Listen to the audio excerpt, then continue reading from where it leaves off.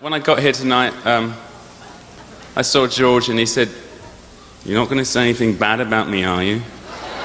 I couldn't think of anything really on the spur of the moment bad to say about, because in England, during those very early days, just while the Beatles were recording their first songs, it was a real wasteland. England had nothing really to offer as far as pop music was concerned. The big hits here that came from England were things like Bilk, Stranger on the Shore. This was what they thought of in England. So at that point, the Stones were playing in these little clubs in London, doing Chuck Berry songs and blues and things. And we loved doing that, and we pretty scruffy lot. And we thought that we were totally unique animals. I mean, there was no one like us. And then we heard there was a group from Liverpool. No.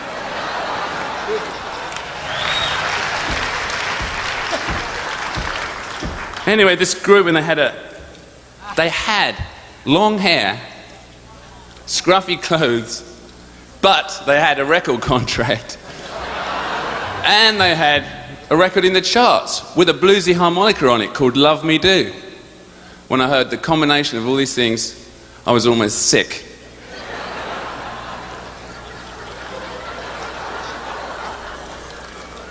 So a little later on, you know, we were playing a little club in Richmond, and I was doing this song, and suddenly I saw there they were, right in front of me, the Fab Four.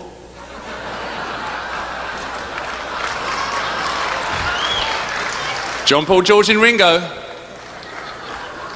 The four-headed monster. They never went anywhere alone at this point. And they had on these beautiful, long, black, leather trench coats. I could really die for one of those. And I thought, even if I have to learn to write songs, I'm gonna get this.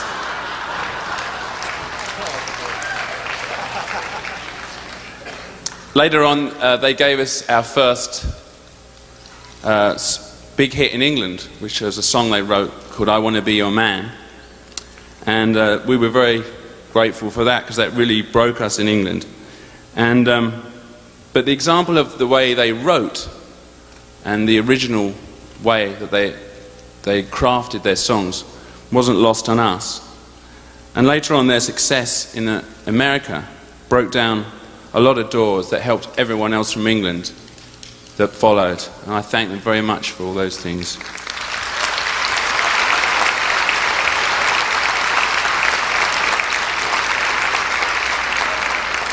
The one thing I never appreciated during those early years was every time I would come to New York, they would say to me, "Hey, are you a Beatle?